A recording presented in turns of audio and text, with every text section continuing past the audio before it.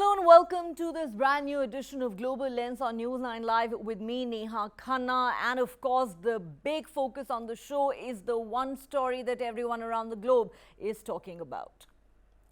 3 days after the unprecedented attacks on Israel by Hamas, with thousands of rockets being launched, hundreds of Israeli people, including women, children and the elderly, being brutally killed, and scores of others being taken hostage, Israel's massive counter-offensive is underway currently in Gaza. Israel has sworn to exact revenge for the lives lost and to inflict on Hamas a cost they will not forget. The Israeli army now says it has regained control of southern areas near the Gaza Strip that had been taken over by Hamas on Saturday. Over the last 3 days, Israel has been counting its dead. The official figure currently stands at a little over 700, with fears that the numbers will go up. On the other hand, Palestinian officials say Israel's volley of airstrikes on Gaza have killed almost 500 people, and the number is going up there as well. Defense Minister Yoav Gallant has said Israel would impose a complete siege on the long blockaded Gaza enclave. The impact on the 2.3 million residents would mean no electricity, no food, no water, no gas. It's all closed, that's what he said. Remember, even as Israel counts its dead, more than 100 of its people are being held hostage by Hamas terrorists in Gaza. Bringing them home safely is among the top priorities, though it remains an enormous challenge as Hamas terrorists are holed up with these hostages in scores of residential areas in Gaza, which means they are also using the local civilians as human shields. The Israeli Defense Forces have said overnight IDF fighter jets, helicopters, aircraft and artillery struck over 500 Hamas and Islamic Jihad terrorist targets in the Gaza Strip. Reports have come in that Israel has also now carried out airstrikes on Lebanon, which is home to Hezbollah, another terror organization that has in fact joined this offensive with Hamas against Israel. Israeli Prime Minister Benjamin Netanyahu has warned Gaza civilians to get away from all Hamas sites, which he has vowed to turn to rubble. On Saturday, when the attacks on Israel began, more than 1,000 Hamas troops broke through the border fence in Gaza and swarmed to nearby Jewish communities. The gunmen then went door to door, house to house, butchering people, including women and children, and kidnapping many others and taking them back into Gaza. Israeli officials say the hostages include children and a Holocaust survivor in a wheelchair. Israel says this is their 9/11 moment of absolute horror. The country is now facing a multi-front war after Iran-backed Hezbollah launched guided missiles and artillery shells in solidarity with Hamas. As we just said, now Hezbollah in Lebanon is facing airstrikes from Israel. Israel has said it has no doubt that it is Iran which has funded and trained Hamas and orchestrated and unleashed the attacks. The United States has confirmed that 9 American citizens have been killed in the war between Israel and Hamas, adding that some Americans may even be unaccounted for amid fears that they were taken captive. Meanwhile, Qatari mediators are said to be in talks with Hamas in an effort to negotiate freedom of the Israeli hostages captured by the terrorist group and being held in Gaza in exchange for the release of Palestinian women and children from Israel's prisons. The negotiations are reportedly being held in coordination with the US. While the exact number of Israeli hostages held in Gaza remains unclear, it is widely believed that Hamas seized women, children, elderly people and soldiers. Israel has said it will do whatever it takes to free the hostages, adhering to a long-standing principle of leaving no prisoner behind. The question is just, where is this war headed? How long will it last? Just how many more people will die before any semblance of normalcy or peace can return? Can there be any lasting solution to this dispute between Israel and Palestine? Also, just how did Israel's famed and much touted intelligence and security apparatus, helmed by Shin Bet and Mossad, fail so miserably and completely in preventing these terror attacks that have been carried out on a scale not seen before? How did Israel's Iron Dome let it down when it was needed the most? Did the Benjamin Netanyahu government take its eye off the ball? אנחנו מטילים מצור מוחלט על העיר עזה. אין חשמל, אין מזון, אין מים, אין דלק. הכל סגור. אנחנו נלחמים בחיות אדם ואנחנו נוהגים בהתאם. We are in control of the communities. There still might be terrorists in the area. We have fully evacuated 15 communities out of the 24 that are adjacent to the border. We are about to complete, within 24 hours, the evacuations of all the communities near the border. There are 4,400 launches at Israeli territory. Regrettably, history for some media and politicians start when Israelis are killed. Our people have endured one deadly year after another. We came to the Security Council month after month, warning of the consequences of Israeli impunity and international inaction. These events and their consequences are the result of the Israeli government's policy, which practices the worst forms of aggression and murder, confiscation of lands, attacks on holy sites, and the settlers' terrorism and heinous practices. Israel is a state of aggression and occupation, and our people have the right to defend themselves. We have made that clear to all those who only see with one eye. The president is conducting a regional and international movement through contacts with world leaders with the goal to stop Israel's aggression against our people. All right, to understand the ground situation better, let's now go across to our special guest who joins us from Israel tonight. We're joined by Hilit Barel, former director, Israeli National Security Council. Ma'am, thank you so much for joining us here on News 9. Our heartfelt condolences over the loss of lives in Israel. This is an impossibly difficult time for your country. Israel has said this is our 9/11. First and foremost, ma'am, how would you describe the events of the last 3 days and what is unfolding currently as we speak? Well, first and foremost, the characterization of this as a 9/11, I feel, is almost an understatement. For the mere reason that 9/11 truly caught everybody by surprise as far as the scheme that was being plotted, whereas here in Israel, we have been planning for this exact scenario, both up north and down south, for many, many years. So it's, in a way, even worse as far as what we have to deal with in the aftermath of figuring out what has transpired. What is actually on the ground now is a far more stabilized situation down south in terms of being able to rescue and evacuate everybody down there. But then today, again, a more intense day in terms of rocket fires. Myself with my children, we had to shelter several times and unfortunately expect that it might happen tonight more. So more intense in terms of the rocket attacks all over Israel, but also up north, at least one attempt of infiltration of Hezbollah terrorists. I think you had mentioned in your report airstrikes. Those are in response and retaliation to attempted infiltration, at least one from the north.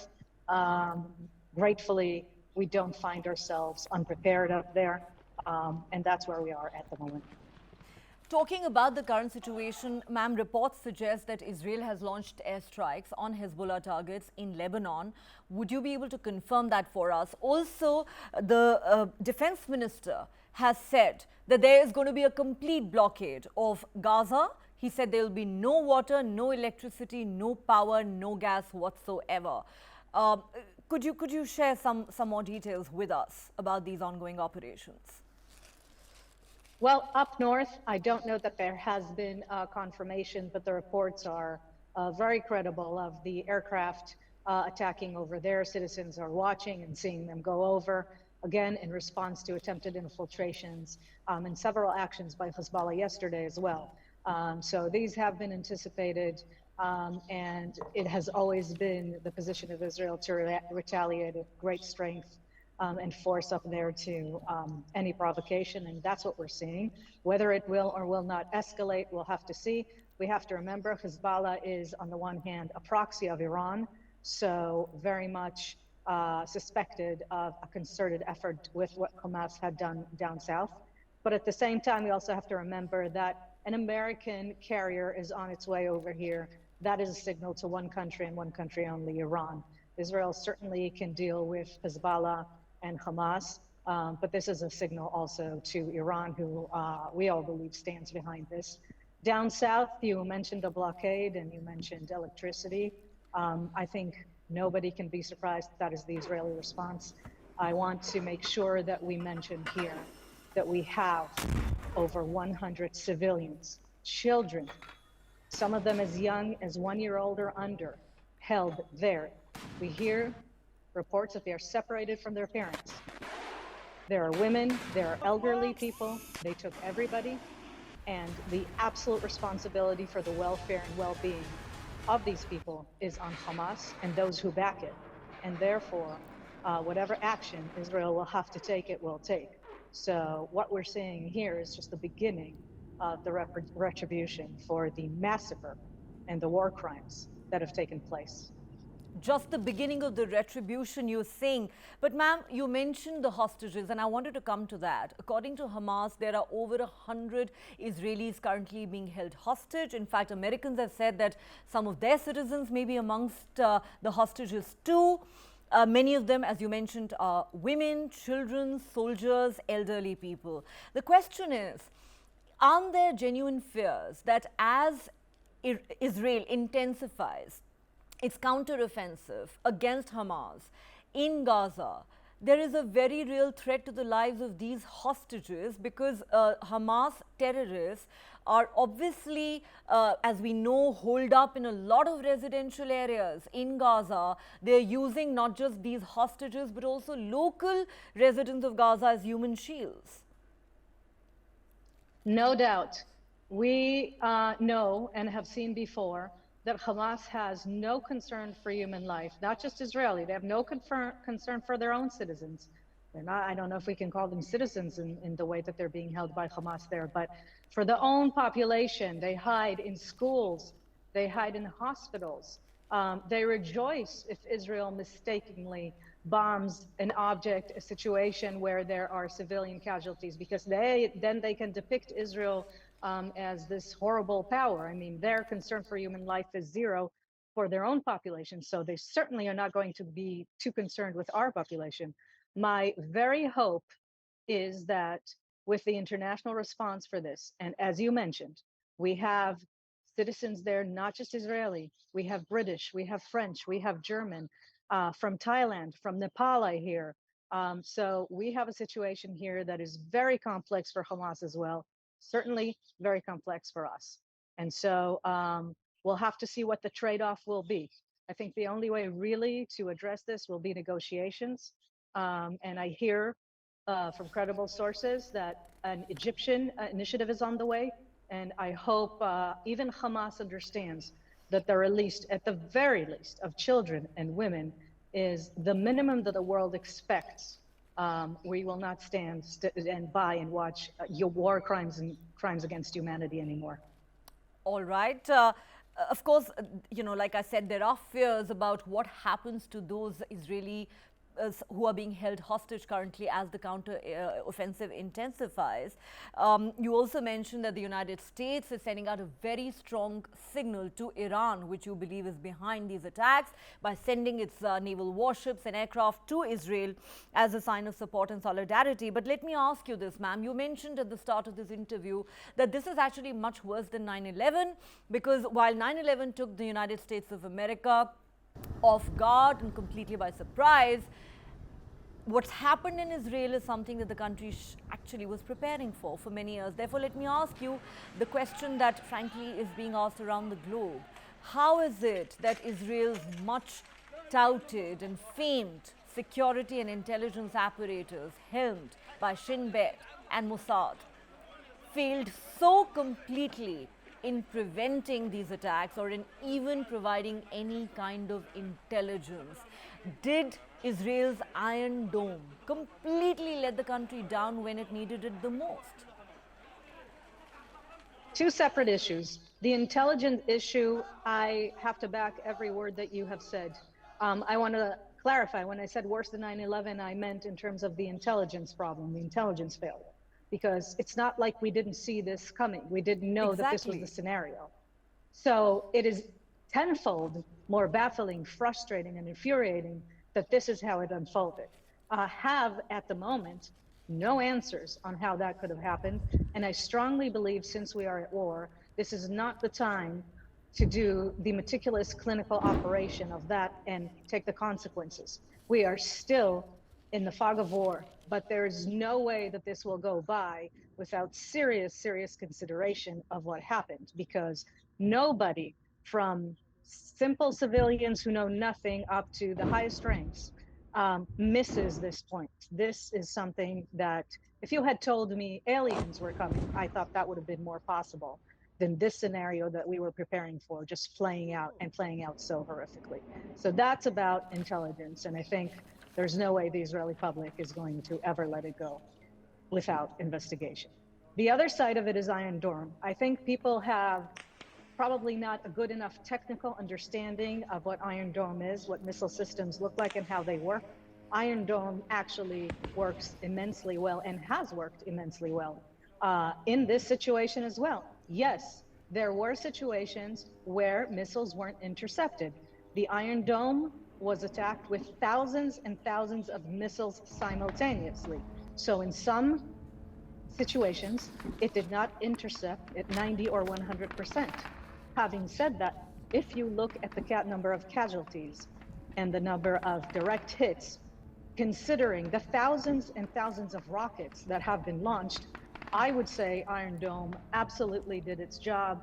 We would hope to continue and perfect it.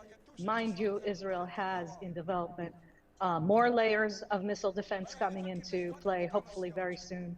So if Iron Dome seems to be partially saturated in this kind of scenario, yes, that's a problem. But it is still an unbelievable shield for civilians. All right. But of course, the intelligence failure on a scale that has not been seen before, I think, is something that will continue to haunt Israelis for a very long time to come. Our thoughts and prayers are with the people of Israel at this moment, ma'am. Thank you so much for joining us here on News9 and sharing your perspective with us. Stay safe.